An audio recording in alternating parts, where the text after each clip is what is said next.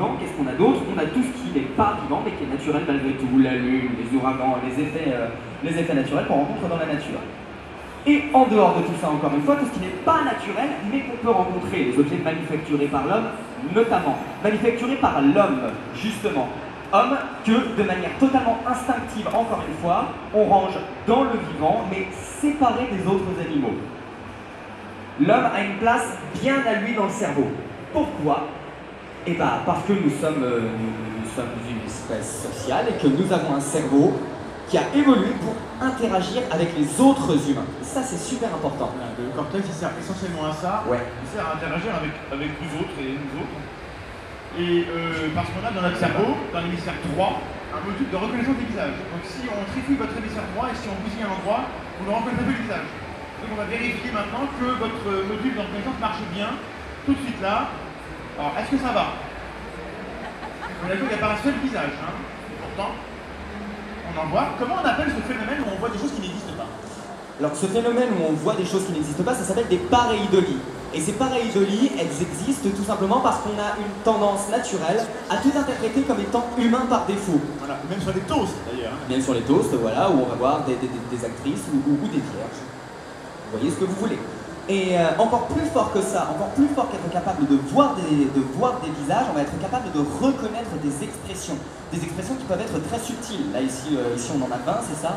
Voilà, et on voit que ça va de la joie, la surprise, la tristesse, le dépit, des choses qui sont hyper subtiles. Et ça, c'est intéressant. C'est intéressant parce que ça veut dire qu'on est capable de lire des intentions sur le visage de nos corréligionnaires. Et donc, certains chercheurs disent qu'on a dans la tête un système de détection hyper sensible d'agents. Et on a tendance à tout interpréter autour de nous comme étant des agents. Et donc on a tendance à crier après notre ordinateur ou notre pelle, parce que ça casse, alors qu'en fait elle va pas répondre, hein. C'est pas tellement un agent. Et qui ici n'a jamais dit « Ah, la télé elle veut pas s'allumer ?» Alors qu'on sait très bien que c'est pas que la télé a la volonté de ne pas s'allumer, la télé ne décide pas de ne pas s'allumer pour nous faire chier. Même si on a l'impression que cette connasse de télé ne va pas s'allumer. Non, on va rester poli, et cette télé... Je jure, si je veux, cette télé m'énerve. Voilà, la télé n'éprouve pas le désir de ne pas s'allumer, simplement, elle ne s'allume pas, et on a cette tendance à mettre des intentions humaines sur absolument tout. C'est un gros défaut, arrêtez tout de suite. Et ça, c'est quelque chose qu'on a acquis aujourd'hui, après un long processus dont Mandax va parler parce que c'est son grand dada qui aime bien. Alors c'est la théorie de l'évolution, je sais pas, Darwin, vous connaissez. Alors pourquoi est-ce que le cerveau il voit des choses qui n'existent pas? Alors on va remonter dans le passé, il y a environ 100 millions d'années, dans l'arbre de l'évolution. Je crois que Bled a une question. Oui. Moi je me demande comment elle a fait la baleine pour monter dans l'arbre. Rigolez pas, hein? Vous avez déjà vu une baleine dans un arbre? Quand je parlais du cerveau tout pourri, oui, à qui je faisais référence. Bon, si on remonte les 100 millions d'années, dans le passé, notre ancêtre commun avec les lapins, les écureuils et ça ressemblait à ça faisait 15 cm, quelques grammes, à une époque où dans l'environnement il y avait des choses comme ça. Voilà. Donc c'était relativement flippant et donc la bestiole avait plutôt intérêt à être extrêmement réactive. Dès qu'il y avait quelque chose qui se passait, il fallait être sur le qui-vive. Et du coup, on est dans un cas où lorsqu'on perçoit un bruit ou un mouvement dans la nature, il faut réagir. C'est quand même une grosse poule. Hein. Pardon? C'est quand même une rudement grosse poule. Hein. Oui, c'est des grosses poules d'il y a 100 millions d'années. C'était des grosses poules. Donc alors, on a 4 cas de figure. Soit dans le monde réel, il y a un danger, il n'y en a pas. Et soit on en perçoit un, soit on n'en perçoit pas. Donc ça fait 2 x 2 égale... Ah, elle est extrêmement affûtée aujourd'hui. Bon. Alors, premier cas de figure, si jamais, dans la réalité, il n'y a pas de danger, et que je ne perçois pas de danger, voilà, j'ai rien à dire. C'est parfaitement naturel. S'il n'y a pas de danger et que j'en perçois un, j'ai une fausse frayeur. Je me dis mince, si je me suis fait avoir, alors soit je pique un sprint et je suis fatigué, soit je fais tomber mon sandwich, donc je perds un peu quelque chose, mais c'est pas très grave. Sinon, à l'inverse, il y a un danger réel dans l'environnement et que je perçois le danger, j'adopte une réponse appropriée. Je m'enfuis, je tombe, etc. Alors peut-être que je meurs, mais j'ai plus de chances de survivre. Et s'il y a un danger et que je ne le vois pas, courage là, fuyant. Évidemment, il y aura des conséquences. Et donc on a deux types d'erreurs. On a le faux positif, je vois un danger, il n'y en a pas. Et le faux négatif, je ne vois pas de danger alors qu'il y en a rien. Et en termes de conséquences darwiniennes, avec M. Charles, là, qui fait un selfie, c'est pas la même chose. On voit les conséquences du faux négatif. Le faux négatif, vous ne voyez pas de danger, il y en a un, vous êtes mort. Merci, au revoir, il n'y a pas d'attrapage. vous êtes éliminé et vos gènes passent à la poubelle, vous êtes en mode extinction. Hein? Si en revanche vous voyez tu es en sécurité, si vous avez tendance à avoir des dangers là, il n'y en a pas, vous allez surréagir, mais du coup vous allez rester en vie, vous allez gagner. Vous transmettez vos gènes. Et résultat, quelques 100 millions d'années après, les gens qui sont avec Lucity, qu'est-ce qu'ils ont? Ils ont plutôt tendance à avoir trop de choses par rapport à ce qu'il y a en vrai. Okay, et donc la conséquence de ça, c'est qu'on est tous plus ou moins paranoïaques. Vous êtes des gros paranoïaques. Parce qu'en fait, du coup, on a, à cause de tout ça, aujourd'hui, un module de détection d'agents hyperactifs. Est-ce que vous l'avez? Voilà. La phrase est super classe. Hein. C'est écrit là-dedans, je l'ai potassé pendant qu'il était en train de parler. Module de détection d'agents hyperactifs. Et notamment, avec tout ça, on se retrouve à être aujourd'hui une espèce sociale. Même les pires no-life, même les pires nerds, même les personnes qui passent leur vie sur YouTube, même vous, qui ne parlent quasiment à personne, même vous êtes des espèces sociales. Et vous avez donc appris à lire les intentions des personnes parce que ça pouvait aider à survivre, parce que, en tant qu'espèce sociale, nous sommes une espèce de collaboration. Et tout ça, au fur et à mesure, ça a donné naissance à la théorie de l'esprit qu'on a aujourd'hui et dont on parle depuis tout à l'heure. Voilà. Parce qu'en fait, aujourd'hui, on ne parle pas des illusions d'optique, on vous a menti. Il faut apprendre à douter des autorités et des gens avec des barbes qui vous disent qu'on fera un truc sur les illusions d'optique. Voilà, même... Parce qu'ils peuvent se tromper. Alors, une lourde responsabilité, Ben, hein. C'est pas grave, c'est pas grave. En même temps, t'avais pas l'info, hein, donc c'est...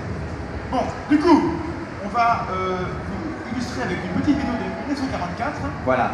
Pour vous prouver que vous avez tendance à attribuer des intentions, des émotions et des volontés à des choses qui ne manquent pas. Donc ce petit film, en très bonne résolution, on a des triangles, on a des ronds, on a des traits qui bougent. Il n'y a que ça. Et pourtant, tous, vous allez comprendre une histoire, et après peut-être vous expliquera sur l'histoire. Je pense que ça correspond à ce que vous voyez. Vous êtes prêts, ça va durer 1 minute 20.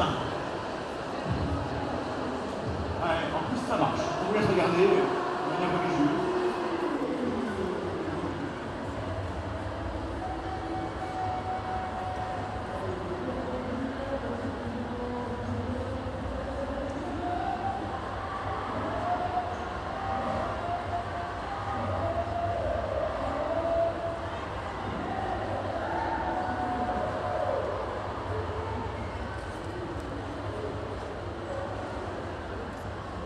Je sais ce que vous êtes en train de vous dire. Et maintenant, vous savez que je sais ce que... On a déjà fait. Le début dure encore juste 47 minutes. J'aime beaucoup les musiques, faut bien travailler chaud. J'ai vu ta pub d'huile à moteur. Je crois que c'est C'était bien la musique. C'est Cage qui a composé la... C'est ça, voilà, 4 minutes 33. On sait juste un extrait, forcément la vidéo est trop courte. On arrive à la fin. Presque à la fin. Voilà. Ça vient.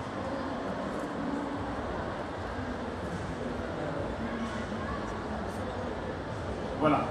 On va commencer, maintenant on va confronter ce à quoi on a tous plus ou moins pensé et vous allez me dire si ça correspond à ce que vous aviez dans la tête. Et c'est juste une vidéo de vraie expérience psychologique différente. Ouais. Alors, Vlad, qu'est-ce que tu vois sur la vidéo? C'est parti. Alors voilà, je vois un triangle qui bouge, que j'interprète comme étant un personnage, dans une maison. Deux nouveaux personnages qui arrivent, plus petits. Le gros triangle sort. Et il commence à s'engueuler avec le petit triangle. Le petit rond s'en va, va dans la maison. On se dit qu'il a de fortes chances qu'il y ait un lien avec le gros triangle, qui serait peut-être son papa qui est en train de foutre sur la gueule de son copain parce qu'il aime pas trop qu'il tricote avec sa fille. Et là il prend cher. C'est mauvais. Voilà, la fille essaie de le défendre, mais elle a un petit peu de chocotte. Elle se cache. Elle a peur, hein, elle a peur. Voilà. On ferme la porte lentement, c'est le malaise. Il y a de la menace, hein. Elle essaye de s'expliquer, sans doute, ou en tout cas de fuir. Il y a un jeu d'acteur qui est assez intense. Oui. À cœur vaillant, rien d'impossible, le petit triangle vient pour aider sa dulcinée, et ils foutent le camp. Ils enferment le grand triangle. Ils batifolent, ils sont heureux, ils font des bisous. Et ils se cachent. Voilà. Ils font pas. Et ils s'en vont. C'est la joie, le bonheur. Par contre, il est en colère. Hein. Il est en colère, il claque la porte, et il casse tout. Voilà. Alors, est-ce que vous avez vu des choses similaires?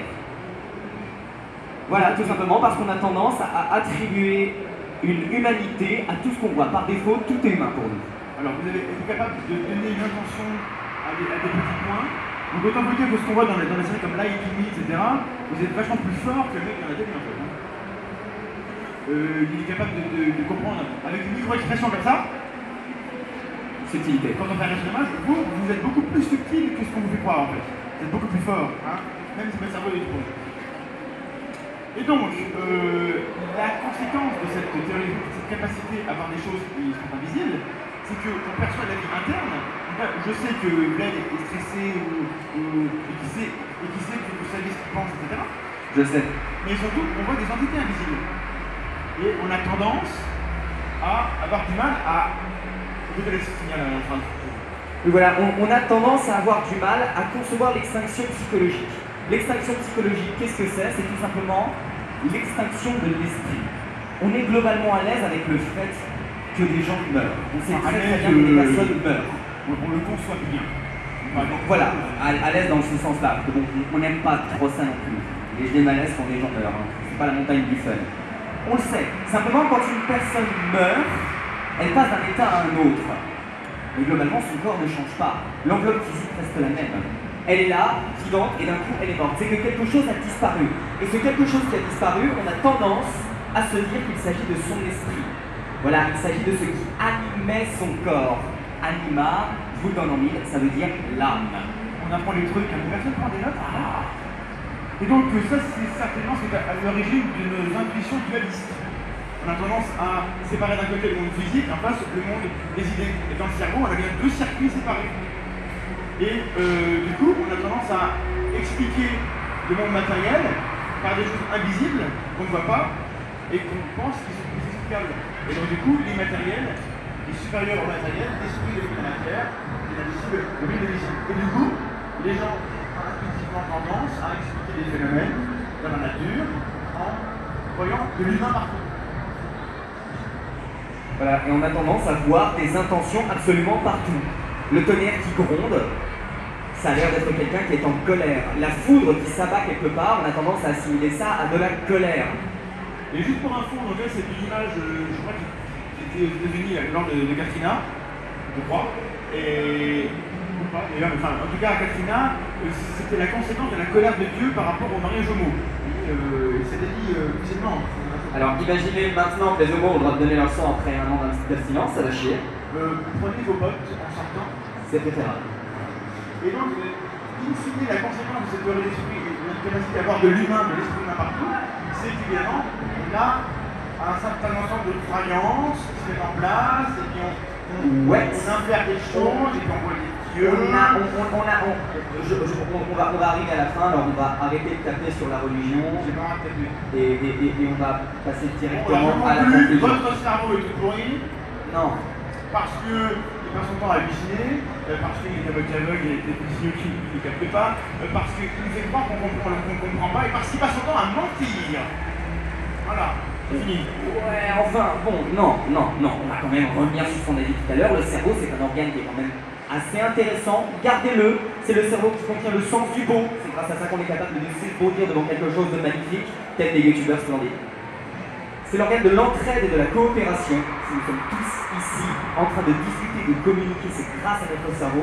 C'est aussi l'organe qui contient l'empathie, le fait que nous soyons capables de ressentir des choses, que nous soyons capables de ressentir des émotions chouettes, et l'envie de comprendre le monde. Et l'envie de comprendre le monde, c'est ce qui nous anime tous. Et c'est la raison pour laquelle on est ici, et c'est la raison pour laquelle vous n'êtes toujours pas parti. Si c'est ce que tu as décidé de croire. C'est ce que j'ai décidé de croire. Voilà. En plus, et ben, le cerveau, il est gentil, il sent bon. En plus, quoi, j'ai pas entendu ce vieilli. J'ai dit, le cerveau, il est gentil, il sent bon. Ok, bah alors merci d'avoir écouté Oui. votre gentil cerveau. Oui. Merci beaucoup à la bibliothèque de